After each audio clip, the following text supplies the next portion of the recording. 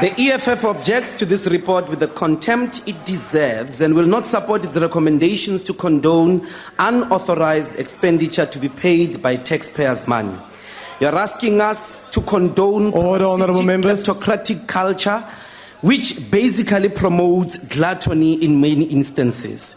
We cannot be asked to come here and condone the waste of 100 million rands by President Zuma and his ministers. Parliament is not the rubber stamp of the ANC. This has happened under the watch of many opposition parties since 1994, including under the DA, who pretend to be holding government accountable. The EFF is not going to be the party, is not going to be party to this criminal conduct by the ANC. You should be ashamed for the audacity to request Parliament to condone this waste. The Constitution requires National Treasury to ensure that there are adequate expenditure controls in government.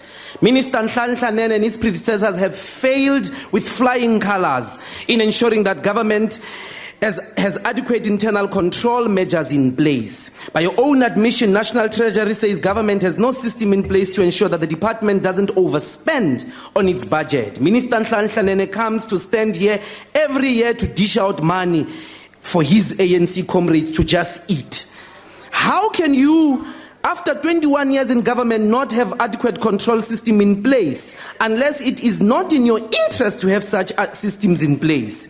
By doing nothing, National Treasury is concluding with these departments to allow their ANC employees to steal taxpayers' money without any fear of accountability. To place the burden on taxpayers' money when they contribute most towards tax revenue, face sickening electricity tariffs, e-tolls, and increasing cost is a living criminal. SCOPA is the only committee we expect not to function in accordance with the instructions of Gwede Mantashe, but it has failed the public. It is obvious that the chairperson is too comfortable and too close to Lutuli House. We are told there are even money bags circulating in his home. He has overstayed his welcome. It is time for the EFF to chair that committee, because we will make sure that President Jacob Zuma pays back the money.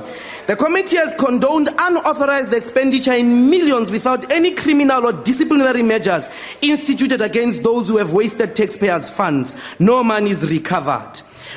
With 100 million rands, we would have built 1,000 decent houses, sent about 500 students to university for 3-year full degrees paid, including accommodation and food, or employ additional 300 grade 1 nurses for rural clinic and hospitals in the current budgetary constraints. This is a lot of money.